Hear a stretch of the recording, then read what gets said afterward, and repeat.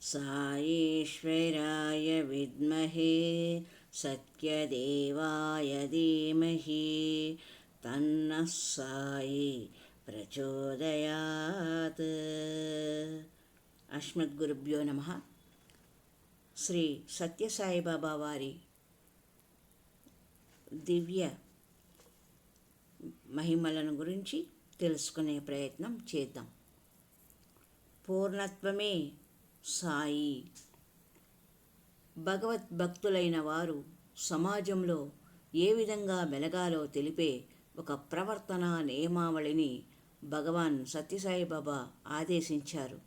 ఆధ్యాత్మిక చింతన కలిగిన వారు ఎవరైనా తమ కర్తవ్యాన్ని ఈ విధంగా నిర్వహించితే అదియే దైవారాధన అవుతుంది అని చెప్పారు. ఒక రైతు తాను కష్టపడి పంచి ఇచ్చిన భూమిని పుత్రుడు పోషించి పెంచి పంటను ఇంటికి తరలించి గాదెలలో నింపి, నాన్న ఇదిగో పంట, నీ బంధుజనులకు కడుపు నింపు అన్నప్పుడు ఆ రైతు ఎంత పరమానందపడతాడో. ఈ ఆదేశాలను తూచా తప్పక పాటించి కర్తవ్య నిర్వహణే కానుకగా అర్పించితే భగవంతుడు కూడా అంతగా సంతోషిస్తాడు భక్తుల పట్ల. అనురాగ భోగానురక్తులు అనగా నిరంతరము ఇంద్రియాలకు దాసులై కానా పీనా సోనా మరుణ అనేది జీవితం కాకుండా ఉండాలి. ప్రాపంచిక సుఖాల కోసం ఇంద్రియాల మీద నియంత్రణ లేకపోతే జీవితం అంతా మోహంలో పడి మట్టి కల్పును జన్మంబు మానవుండు అన్నట్లు అవుతుంది అని హెచ్చరించారు సత్యసాయిబాబా. ఈ దేహం భోగాలు అనుభవించడానికే అనే భావనలో ఉన్న వ్యక్తి రోగ భయం నుండి ఎన్నటికీ బయటపడలేడు. భోగే రోగ భయం అని భర్తృహరి వైరాగ్య శతకంలో అన్యాపదాసంగా హెచ్చరించాడు. మనము ఎంత భోగ జీవితాన్ని అనుభవిస్తామో అది మన శరీరంలోని రోగానికి కారణమవుతుంది. అలా రోగభయము మనల్ని వెంటాడుతూ ఉంటుంది అని భర్తృహరి హెచ్చరించారు వైరాగ్య శతకంలో. అందుకే శారీరకంగా, మానసికంగా, ఆలోచనాపరంగా, ఆహారపరంగా సాత్వికతను అలవరుచుకుంటే రోగ భయాన్ని నిర్భయంగా అధిగమించవచ్చు. ఆయుష్ ఉన్నన్నాళ్ళు ఆహ్లాదంగా జీవించవచ్చు అని సంబు అత్యంత అనురాగ భోగానురక్తులై ఉండరాదు అని హెచ్చరించారు సత్యసాయిబాబా వారు. భోగి అయినవాడు సంపద గురించి ఆలోచిస్తాడు, రోగి అయినవాడు వైద్యాన్ని గురించి ఆలోచిస్తాడు, యోగి అయినవాడు తనను గురించి మాత్రమే ఆలోచిస్తాడు. సుజ్ఞాన శక్తులై, సుజ్ఞానము అనగా ఆత్మజ్ఞానం. తాను దేహమని భ్రమించకుండా ప్రపంచమే సత్యమని భావించుకుంటూ దైవం ఉన్నాడు అనే భగవత్ విశ్వాసాన్ని పెంచుకుంటూ సత్కార్యములలోనూ సత్సంగములలోనూ కాలాన్ని గడపాలి.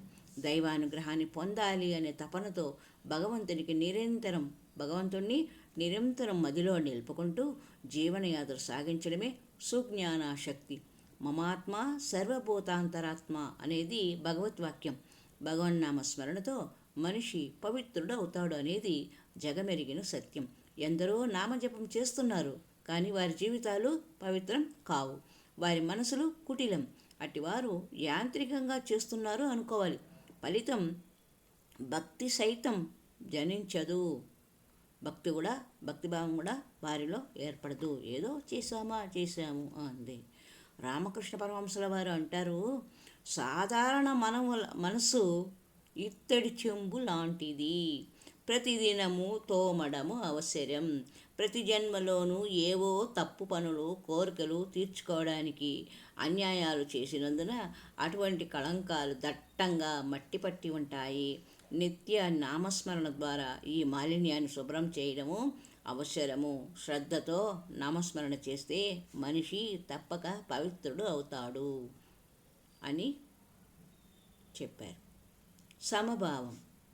నింద నిష్ఠూరాలకు, కష్టసుఖాలకు అతీతంగా నావారు పరాయివారు, నామతస్థులు పరమతస్థులు అనే భేదభావన రానియకుండా brotherhood of man, fatherhood of God అనే ఆదర్శాన్ని ఆచరణలో చూపుతూ అందరితో ప్రేమగా మెలగడం, స్వపర భేదము వీడి సర్వజీవుల యందు సమభావం చూపు సరస్సులగుచు గంగలో స్నానం ఆచరించి వస్తున్న శంకరుల వారికి చండాలుడు కుక్కలతో ఎదురుపడి బోధించిన ఆత్మజ్ఞానం మద్యంలోనూ గంగలోనూ ప్రతిఫలించే సూర్యబింబంలో తారతమ్యం ఏమైనా ఉంటుందా? అట్లే ఆత్మ అన్నింటికీ అంతర్యామి, నిర్లిప్తం. ఆత్మజ్ఞానికి మతంతోనూ తరతమ భేదములు ఉండవు. ఎదుటి వ్యక్తి కూడా ఆత్మజ్ఞాని అయినప్పుడు అతడు వందనీయుడే. నిశ్చల మానసిక స్థితి కలిగిన వారు కర్మ ఫలితాలు ప్రతికూలంగా ఉన్నా అనుకూలంగా ఉన్నా సమభావము కలవారై ఉండాలి. కష్టజీవుల యందు కరుణ చూపించుచు అంటే సాటి మానవుల కష్టాలను పంచుకోవడానికి ఉత్తమ మాటలతో కాకుండా ఏదో విధంగా సాయాన్ని అందించడము.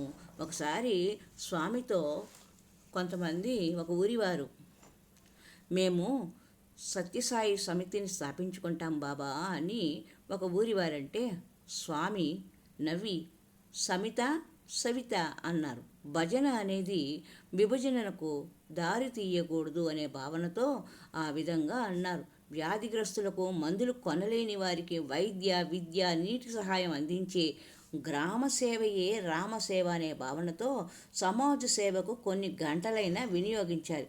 చేతులారెంగ సేవలు చేయలేని, నోరు నవ్వంగ నామంబు నుడబడేని, పట్టెడన్నము పరులకు పెట్టడేని, ఉండనేటికి సమితిలో దండగేలే అని అన్నది గుర్తుంచుకొని చివరి శ్వాసను వీడుమా సేవలోన అన్నది సత్యసాయిబాబా వారి స్వామి సూచన.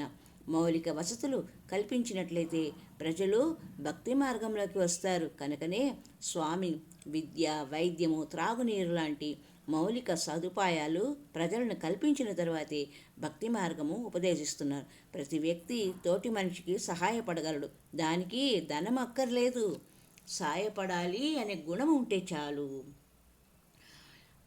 దాంపత్య ధర్మ సత్యత్వ విలాసులై పరులకు ఆదర్శ సద్భావులగుచు భారతీయ సంస్కృతిలో దాంపత్య ధర్మం ఉన్నతమైనది.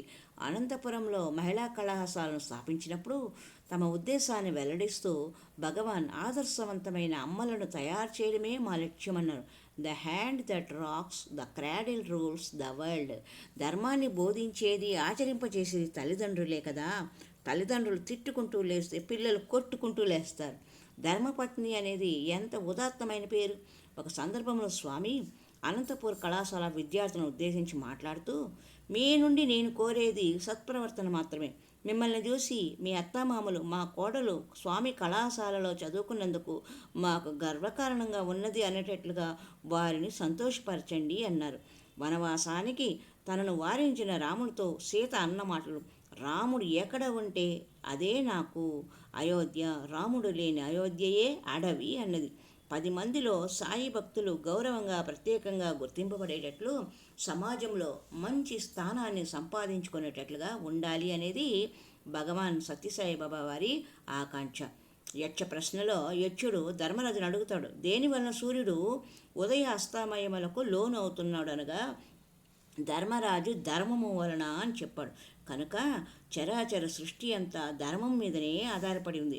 ఇతరులు ఏ పని చేస్తే తన మనసుకు అప్రియమో అది ఇతరులకు చేయకుండా ఉండటమే పరమధర్మ పదములకెల్లన్ అని.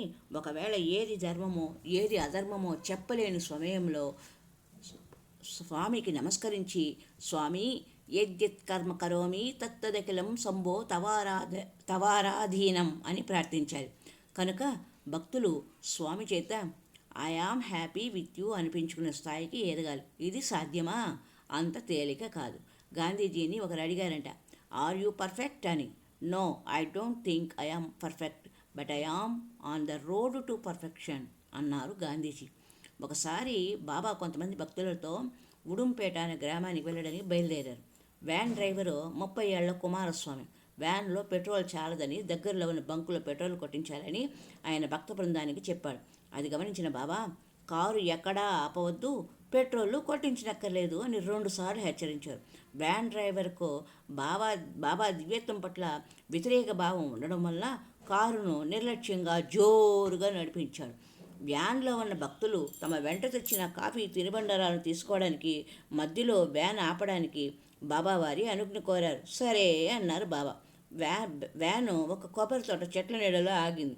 డ్రైవరు మీటర్ చూసి పెట్రోల్ పూర్తిగా అయిపోయిందని భక్తులతో మరొక మారు చెప్పి వ్యాన్ వెనక్కు పోయి బీడీ వెలిగించుకున్నాడు. బాబా ఆ మాట విని పెట్రోలు కొట్టించనక్కరలేదని మరొక మాట చెప్పి వ్యాన్ వెనుకకు వెళ్ళి డ్రైవర్ భుజం మీద చేవేసి, నీ పేరేమిటి అని అడిగారట. కుమారస్వామి అని నిర్లక్ష్యంగా జవాబిచ్చాడు. నువ్వు విభూతి పెట్టుకుంటావా? చిరునవ్వుతో అడిగారు బాబా. నాకు అలాంటి పగటి వేషాల్లో నమ్మకం లేదు అన్నాడు డ్రైవర్. నీకు వడలంటే ఇష్టం కదా అన్నారు బాబా. వడలంటే ఇష్టం లేని వారు ఎవరుంటారు? అదే నిర్లక్ష్య ధోరణి ఆ కుమారస్వామిలో. మీ అమ్మ జ్ఞాపకం ఉందా? నీ చిన్నప్పుడు ఆమె వడలు చేస్తుంటే నువ్వు వెనక నుంచి వచ్చి ఆమె మెడ చుట్టూ చేతులు వేసి సడన్గా కబులించుకోబోతుంటే ఆమె తుల్లిపడింది. నీ కుడి చెయ్యి మరుగుతున్న నూనె వడల మూకుడులో పడింది. కాలి పెద్ద బొబ్బలతో నిన్ను హాస్పిటల్లో చేర్చారు అంటూ బాబా చెబుతున్నారు. కుమారస్వామికి ఆ సంఘటన జ్ఞాపకం వచ్చింది. అది బాబా జన్మించక పూర్వం జరిగిన సంఘటన. అతను నిర్ఘాంతపై చూస్తున్నాడు. బాబా అతని కుడి చేయి పట్టుకొని చొక్కా మడత చేతి మీద నుంచి పైకి మడిచి, ఆ కాలిన మర్చి ఇదే కదా అన్నారు బాబా. అతనికి తల గిర్రున తిరిగింది. నిర్లక్ష్యం ధోరణి వీడింది. బాబా పాదాలపై పడ్డాడు. అందరూ కాఫీ పలహారం చేశాక కారు బయలుదేరింది. అతని డ్రైవరు లైసెన్స్ బుక్ తీసి తమ హస్తచాలనంతో బాబా ఒక చిన్న సైజు తమ ఫోటో సృష్టించి ఇచ్చారు. నిరాఘాటంగా పెట్రోల్ కట్టనవసరం లేకుండానే సరాసరి ఉడుంపేటకు వెళ్ళింది వ్యాన్. మన దేహంపై ఎక్కడ ఏ చిన్న చీమ పారాడినా మనకు తక్షణమే తెలుస్తున్నప్పుడు ఈ విశ్వంలో ఎక్కడ ఏం జరిగినా తాము పుట్టుటకు ముందు జరిగిన విశ్వేశ్వరుడైన సత్యసాయికి తెలియడంలో ఆశ్చర్యం ఏమున్నది? హరి ఓం తత్సత్. ఓం శ్రీ సాయినాథాయ నమః. ఓం శ్రీ సాయినాథాయ నమః. ఓం శ్రీ సాయినాథాయ నమః. మరి ఒక సంచికలో శ్రీ సత్యసాయిబాబా గారి దివ్య మహిమలను తెలుసుకునే ప్రయత్నం చేద్దాం. ఓం సాయినాథాయ నమః. హరి ఓం తత్సత్.